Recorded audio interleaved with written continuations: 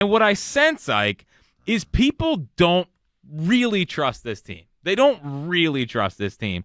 And I don't get why. Like, when are we going to learn to trust the baseball team? They have one of the best managers in the sport. They start slow every single year, and they are a veteran team that has won a lot of ball games in the last 2 seasons. Someone has to say it, and I'm here to say calm down and trust this team, Mike. Well, here's the thing. Listen, I trust the team, and I'm more of a it's a marathon versus it's a sprint sort of a guy. So I totally get the premise in which you're speaking from. But I do also understand where fans at this point are saying that you can't, on one hand, raise the expectation, want me to be excited about the beginning of the season. You want me to believe beyond what's sort of right in front of me. Everybody in the baseball world is telling us how great the Atlanta Braves are and how they're going to win 100-plus games and this and that and the other. Well, if you're going to put out there that your goal is to go win the division and get off to a faster start, then that's what we're going to measure you from. That's what we're going to measure you from. You can't have it both ways. You can't say that, well, getting off to a slow start doesn't matter when the other team is certainly hot and we're talking about winning this division. I'm not telling you that the season is over and I'm ready to make some drastic change or what have you, but I'm understanding of where there's some angst starting to grow through 6 games. Like, because it's carried over through spring training. And I'm thinking primarily about the offense. Mm-hmm. You know, starting pitching is doing what it was supposed to do. The bullpen, I think it's been better more than it's been a detriment for the team. Outside of Brockton, it's been pretty fun. Right. You could find areas where you would want them to improve, but for the most part, the bullpen has done what it's been asked to do. It's the offense through the first 6 games of the season that hasn't come around, and quite frankly, you can't get away from A, that's where your star power is at. B, when those guys aren't producing, it's more glaring. If Zach Wheeler was giving up 4 or 5 runs a game, earned runs a game, now we would downplay it, but it would be obvious. If Nolan was doing it, we would certainly be having a heart attack about Aaron Nolan giving up 4 or 5 runs a game. Well, he is 1 for 1. I know. I'm just saying. Yeah, exactly. And your tone right there says it all. But when it comes to these guys that are hitting, I'm not going to give them just a complete pass. I'm not going to give them a complete pass. I'm not sitting here saying, you know what? You know, Trey Turner, he isn't worth – I'm not doing the whole he isn't worth the contract he signed, and I'm not doing that. You're not waving the magic wand? Yeah, I'm not doing that. I'm not calling for some standing ovation. We're not doing that this year. There's no ovation. Sink or swim time. Yeah, I'm not doing that either. What I'm doing is I believe these guys eventually will get going. They will. But it doesn't mean I should ignore what I've seen through 6 games. And I think that's totally fine. I react hard. I think we all react hard. Yeah. And the offense has been infuriating. You have the Castellanos thing where now the scoreboard is the issue. Exactly. we can't be having that. The scoreboard can't be the issue. I don't need Rob Thompson saying that. Yeah. It's a little much. Yeah. And he's chasing, and I get it. Turner, if he's not good, then they're probably a bat short. It's just these guys are going to figure it out. Like, Kyle Schwarber's gotten off to a pretty good start. Trey Turner, yeah, he's in the 2 spot. But also, we saw him. People act like he was a total bum last year. The first half, yeah, until the ovations.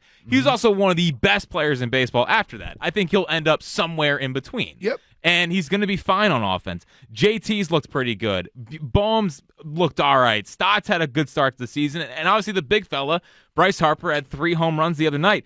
I just trust that those guys are going to get it going offensively at some point. And you have to factor in it's been cold. I mean, it's not like the weather's been fantastic. It was dreadful the last 2 nights. Yeah. I mean, listen, I don't like – you look out there and you see guys with Pooh Shiesty mask on, and you don't know who the hell Pooh Shiesty is. Neither one of you do. No idea what Pooh Shiesty? Yeah.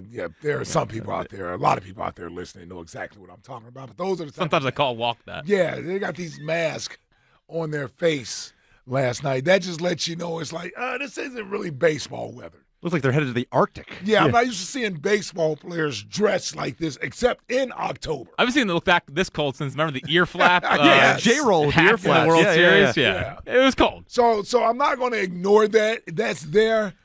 But that was also there for Cincinnati. It was there for the Reds, too. Yeah, and they seemed extra motivated to play that game last night. They wanted to get the game in before having to go back to Cincinnati or whatever. They had to go to Pittsburgh today.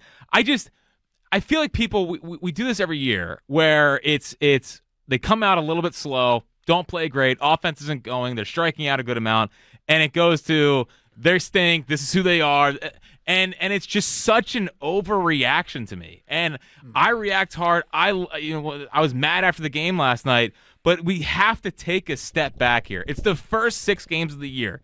They have a lot of good. The starting staff's been really good. The bullpen's been really good. And this is a team that has won a lot of games by doing this kind of thing. Is it annoying they're off to a slow start? Of course it's annoying. But if it ends with 93 wins or 90 plus wins, 96. Like I can't do the sky is falling thing the first 6 games of the year. It's way too early for that. Take a deep breath and just trust them.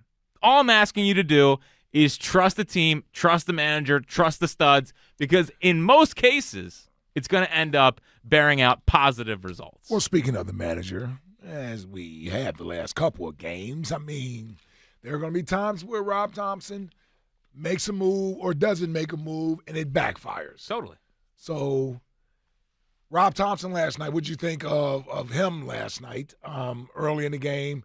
Keeping Marsh in versus not letting Marsh hit there and potentially, the night before he's trying to win the game early versus waiting. Last night it seemed like, okay, I'll wait till later to make the big move.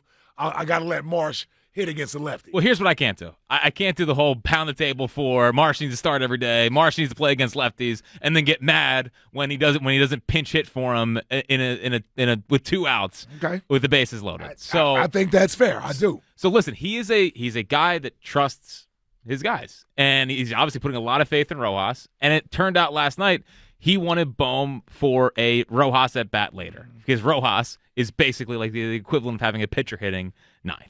And quite frankly, that ball Bohm hit late, man. I just needed that to tell off to the right a little bit more, man. I know.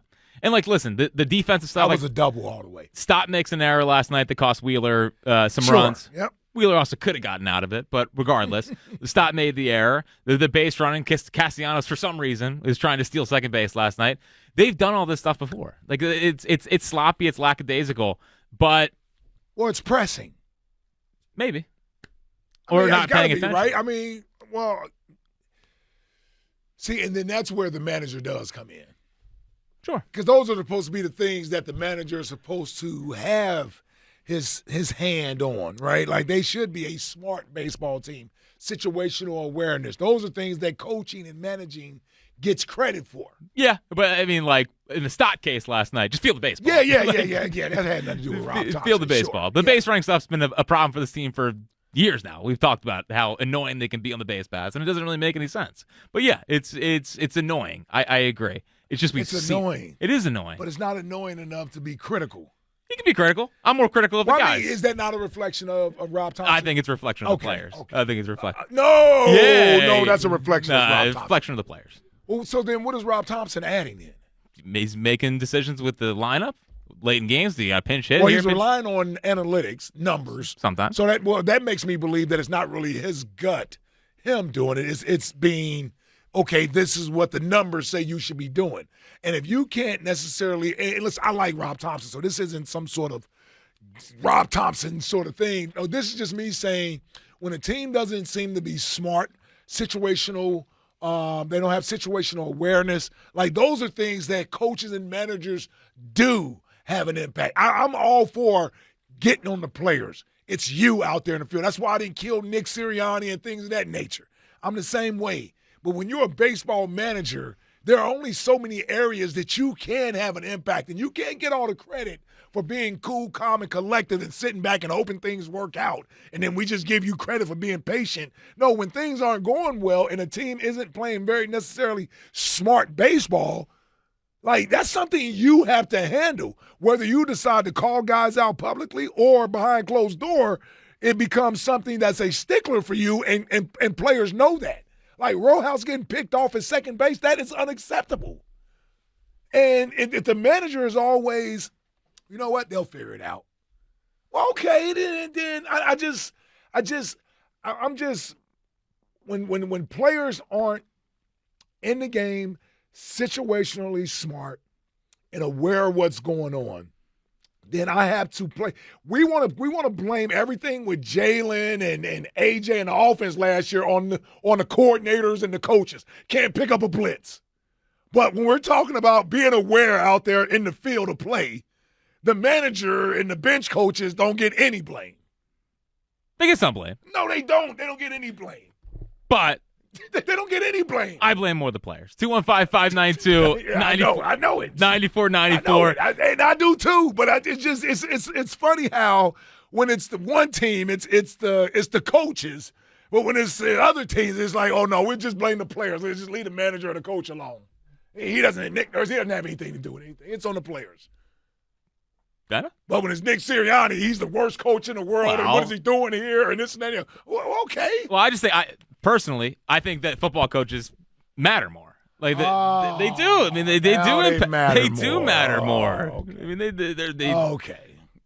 They can win and lose you games. 215-592-94. Yeah, but the baseball manager's decisions don't cost you games. They do sometimes. Okay. Yeah. The benefit for being a baseball manager is that you have 162. Yes. So it's easy to forgive these things. With football, it's like, oh, no, I got every game matters. Correct. We harp on it for a week. They don't play tomorrow. Yeah. Right. They can make the right decision one day, the wrong decision the next day. I got it. 215-592. I feel better that I pointed it out. Good. I'm glad you feel better.